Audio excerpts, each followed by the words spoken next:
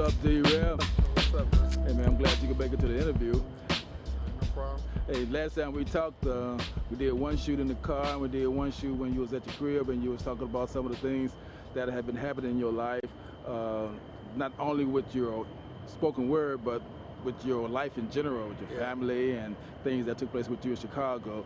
And you were saying how all of that has made a big difference to you in your life. Yeah. Can you tell me, has it been a spiritual journey for you or something? Still is a spiritual journey. How so? Well, redefining and defining who you are as a person, more so than what you do or what you incorporate as me as a poet.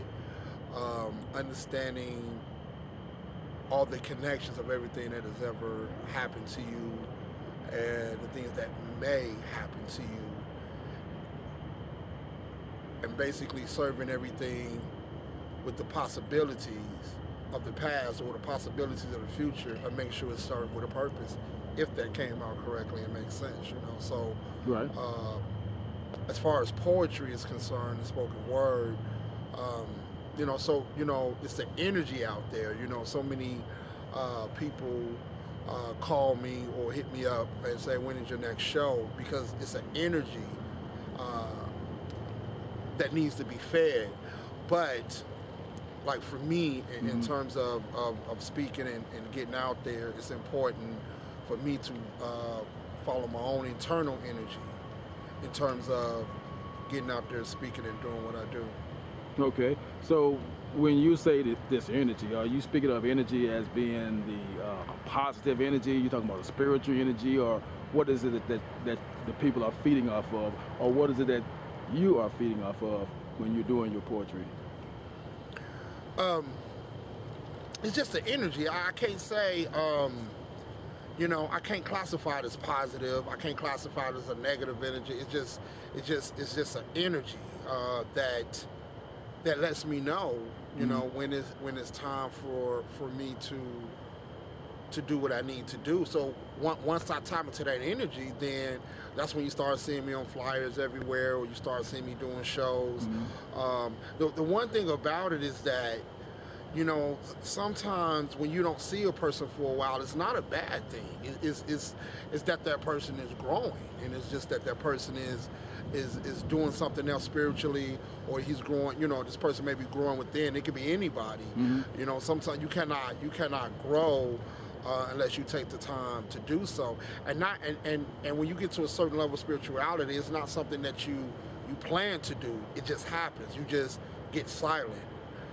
The one thing as far as spoken word with me is that, you know, I don't get out because it's not in my personality to just get out. And I cannot,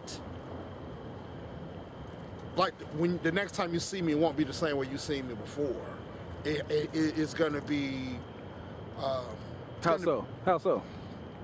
I can't continue to do poetry in venues.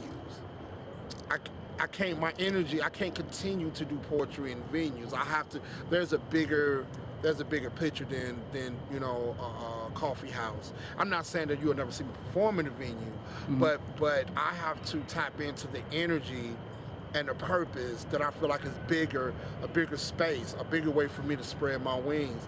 Not in the sense of, it's just what's needed. It's what's needed for me in terms of what I'm trying to do. And because it's either going to be that I tap into that next level or energy, or I'm not, and I won't be doing poetry at all. Because at this point in my life where I am, you cannot continue to do the same things the same way as you continue to grow as a spiritual being. You cannot continue to suppress the energy that's outgrowing where you are. At some point, either that energy is going to leave you, or you have to compensate that energy by serving that particular purpose of where you are. Okay, and if you're serving that particular purpose where you are, or if you're tying into that energy, what do you think you will be doing next on your journey if it's not poetry? Well, it will be poetry. It is just that, you know, instead of I would be able, instead of poetry being in a particular venue, so to speak, you know, I got a taste of it when we did the storytellers.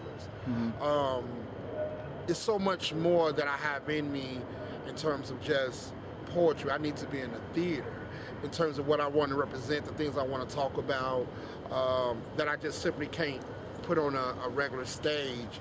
It'd be more like the storytellers when we did at the Dark Horse Theater. I need to be in the theater in terms of really getting to the level of the things that I want to do, such as a one-man show. It's not just about spitting a poem or doing a poem, and it's more than that now. And if I can't do it more than what I've done it as far as doing it in venues, then I probably won't. You probably won't see me as much.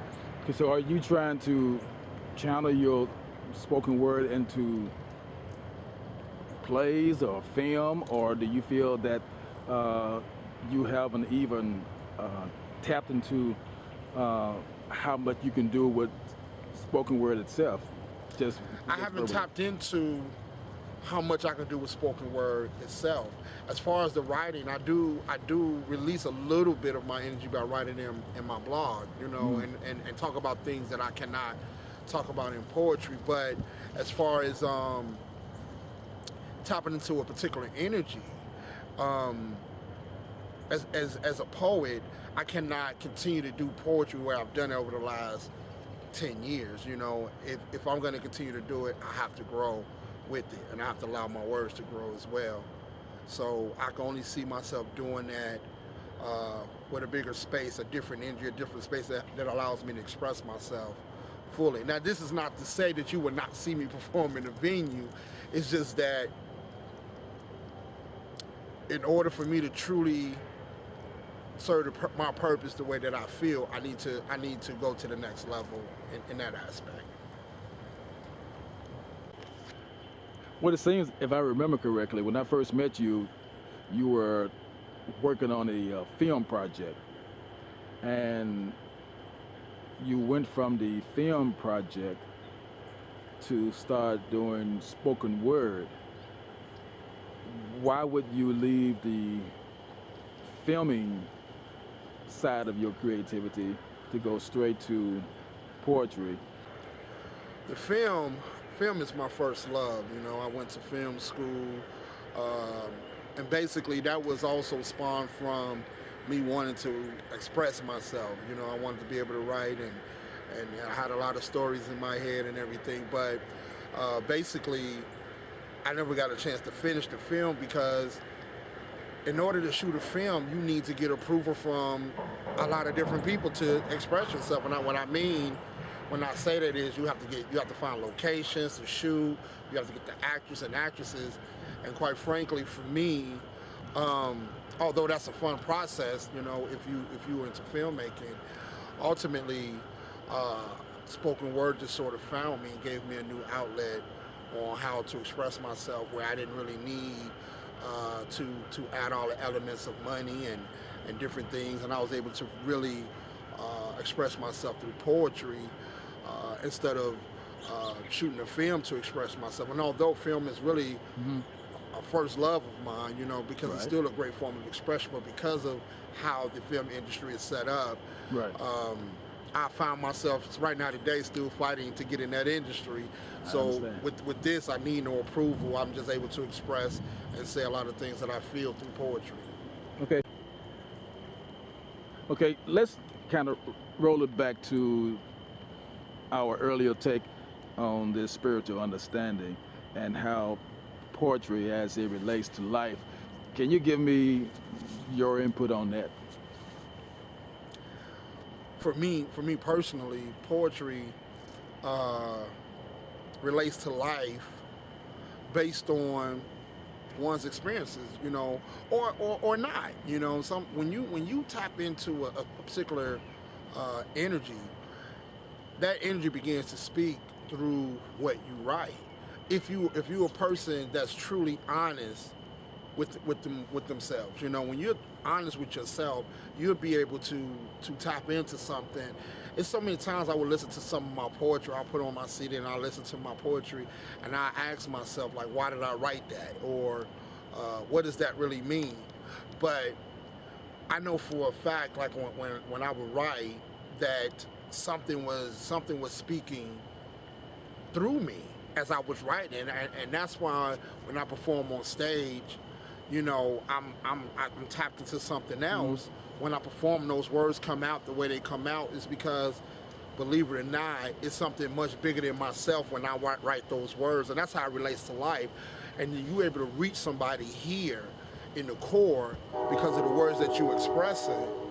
It becomes that important to them because you've reached them, you've tapped into something. Mm-hmm. But at first it starts with the pen and the paper and being able to tap in to that very thing. So by the time you express it, that's what make people really connect with you, you know, with the poetry, because it's something mm-hmm. that's bigger than yourself, and that's how it relates to life, because it's something that's bigger than yourself.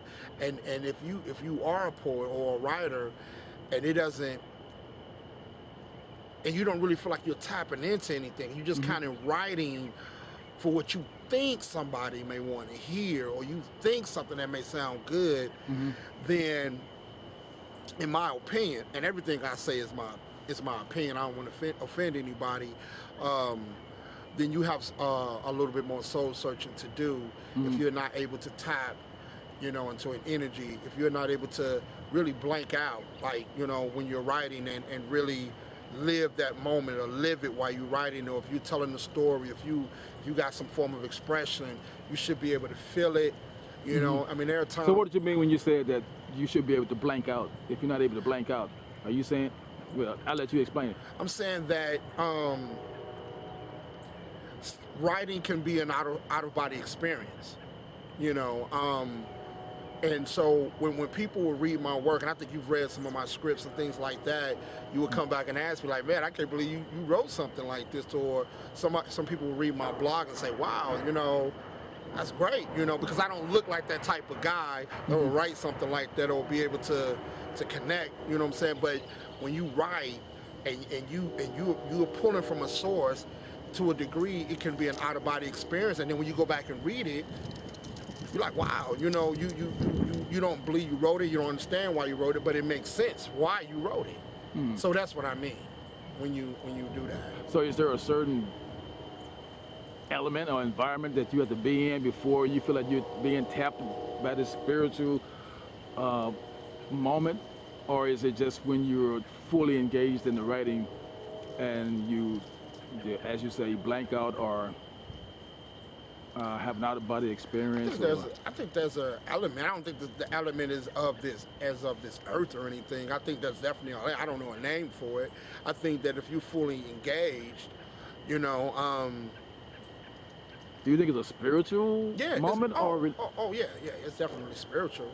It's definitely a spiritual thing, you know. And I can't say that every poem that I've written has had that experience, but a great deal of them.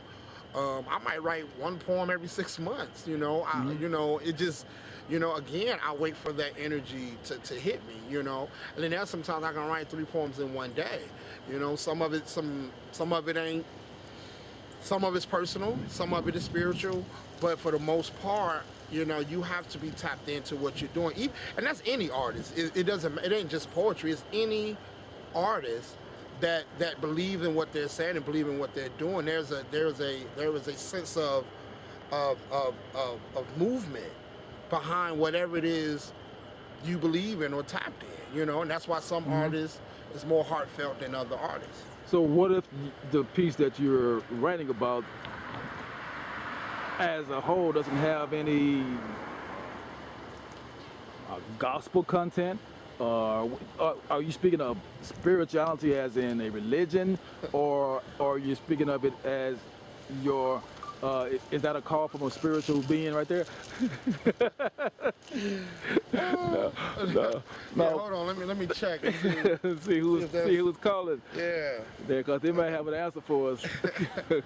No, but seriously, what about some of the poets who write poems about when they used to be drug dealers, or they were pimps, or if they were doing things in the street, and they get so deep into their conversation, so deep into the moment of writing the piece, that they get so graphic with it that they go into this out-of-body experience. Is that considered being spiritual? Or Yeah, I believe so. You know, with myself, is that I have to write it and make you experience it the way I've experienced it on the streets. Sometimes I have to yell out certain words to make you feel what I felt when I was doing what I was doing, you know.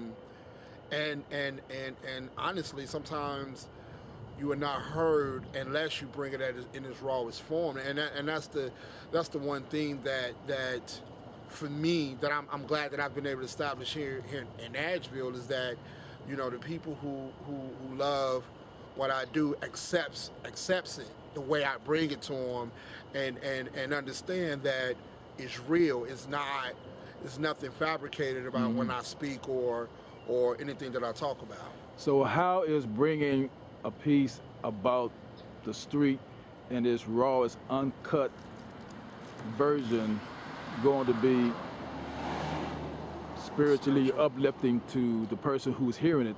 And is it going to be a positive, helpful for them to hear it that way? Well, the thing that makes it spiritual, because I'm using a man's real life, and I've grown to be able to transfer that life and bring it into an art form, and be able to connect with somebody who may be currently experiencing that or doing that, who may have one seed of a thought that they maybe shouldn't be doing that, or maybe even have a seed of a thought to connect with me and understand why I did it, or why they shouldn't do it, whatever, because every message is subjective to that person. So the spirituality is not in the poem itself, but it's the journey to the poem. The journey to that, writing that particular piece, is where the spirituality comes in at. If you are a person that sell drugs, and you were selling drugs at 20 years old, and you find yourself going in and out of jail, and you still going in and out of jail at 30, 35 years old, then you have not made that spiritual journey to say, this is absolutely is not what I want to be doing. How can I turn this around to do something else that I want to do, or stop, you know, repeating the same cycle? You have to have the desire to not to repeat the same thing, and that's any aspect of life. It's not just drug dealers. It can be a woman dealing with men. It can be any aspect of life. Being able to say, this is the journey that I've gone through, and I no longer want to do that. So you might find yourself 10 years from that moment being the same woman who was doing this, to now you were helping the next young lady not make those same mistakes. So the spirituality is not in the poem itself. The spirituality is the journey to that poem and actually speaking that poem. So it's the journey is the ramifications of your actions when you were doing it should be that you have moved higher, away from that low level of life that you was in before, or whatever that negative thought you were in now. Yeah, you should have moved forward from it. The poem cannot exist without the journey. You know what I'm saying? The poem cannot exist. The thoughts cannot exist without the journey. So that's the yin and yang of life. You know, the very thing of why we keep having these talks, these interviews. You know. So what do you want the outcome to be when you bring a poem that is about a person's previous past? What is the outcome that you want the audience or the people that you're telling this poem to be? I don't have any expectations on the outcome. I don't have any expect. It just needs to be heard. It's like planting a seed, man. You know, to grow a tree. You know, the words just need to be heard. There's no expectations when I get through doing what I'm doing. I don't have any expectations. It's just the words just needs to be said. That, you know, things just need to be said. The words, the dots needs to be connected, and that's me doing my job. That's me serving my purpose. Is just putting the words out there, and at some point in time, there was somebody who may have heard a poem I did 10 years ago, and it may have been one word that I said that they've applied somehow, some way, that has become a domino effect. So even now with me, there has been things that people have said to me in the past that I'm just now applying to my life. And I was like, wow, now I know why they said what they said. So, you know, you just have to do, we all just have to do our job as people and serve our purpose and plant the seeds and have no expectations. Because you'll be disappointed if you have expectations. You just gotta put it out there. That's it. Okay, so the wisdom is going to fall on the individual that is prepared to who seeks it out. Who seeks it out. The wisdom will fall on the person that seeks it out. And at the end of the day, those who are meant to get it, who has the desire to get it, will get it. You know, and understand this is just not about my poetry. This is any individual, any of us. You know, any of us that's doing what we're supposed to be doing, there's a domino effect to everything that we do on a spiritual level or with the purpose.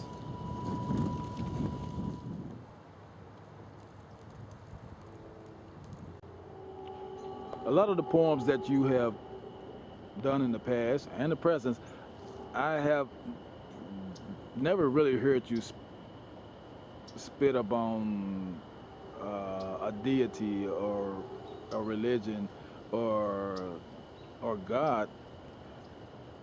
As a matter of fact, is there a reason that you have not, or do you stay away from that, from religious poems or any particulars?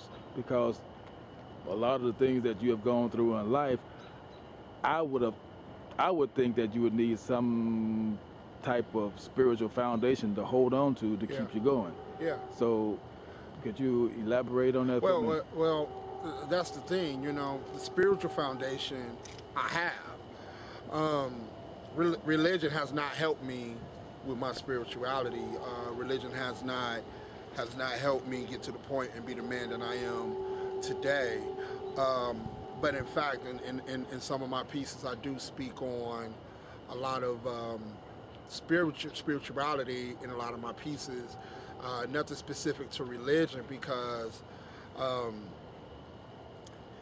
I would be ironically lying if I spoke about religion in any of my poems, and I have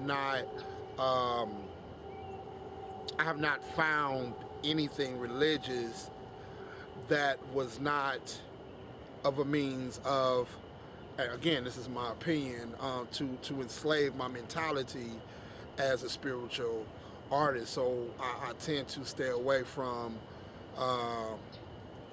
religion in that sense, because it is, in my opinion, that one cannot exist, they cannot coexist in the same time and space, spirituality and religion. Don't get me wrong, I'm not saying that spiritual people do not go to church or believe in religion. I'm saying that I believe that a spiritual being cannot fully be a spiritual being with the shackles of religion. I feel like that what happens is a lot of people who have spirituality within them still may attend church out of habit, and because the one thing about spirituality, it enlightens you in a way where you begin to question the very religion you've been following all your life, or what you've been taught. And so when it comes time for us to question the very thing we've been taught all of our life, then we get scared, and we don't want to question, because now we got to question grandma, we got to question the generations, and you know. So my particular journey has worked the way it was supposed to work. Yeah. That's really, you know. So no one really took the time to really talk to you about the actual meaning of religion, or the Catholic religion, or any religion that you were exposed to at the time during your youth? My mom would break things down to me, and she would tell me certain things. And don't get me wrong, I think that, you know, the Bible is a very wise book. So, you know, I don't want to be misunderstood about the wisdom within the confines of the Bible and things like that, you know. But it's just one of those situations where most of the time, when someone speaks to you about religious elements, they're repeating something that they've heard somebody else say. Mm-hmm. Nobody is able to really, really tell you with some sense of understanding what this is about. And if they get too deep, it goes really back to spirituality, even if they don't know it. So, you know, for instance, when you see people putting pictures of Obama and Jesus in the picture, saying yes we can, or that's ridiculous. You're a Christian, and I'm about to get on my soapbox. You're a Christian, but yet you are mixing politics with Christianity, and you're putting Obama on the same picture with Jesus and say, yeah, we did it.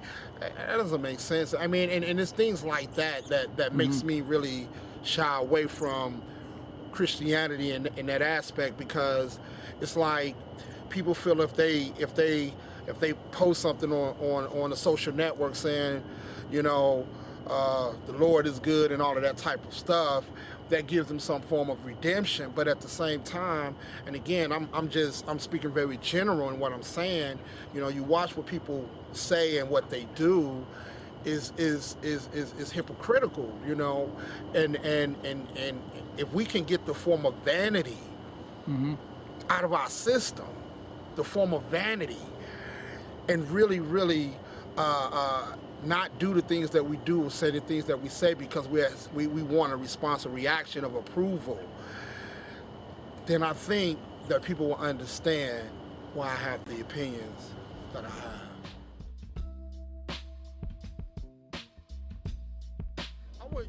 I would tell people to connect the dots. Everything means something. I would tell people to connect the dots because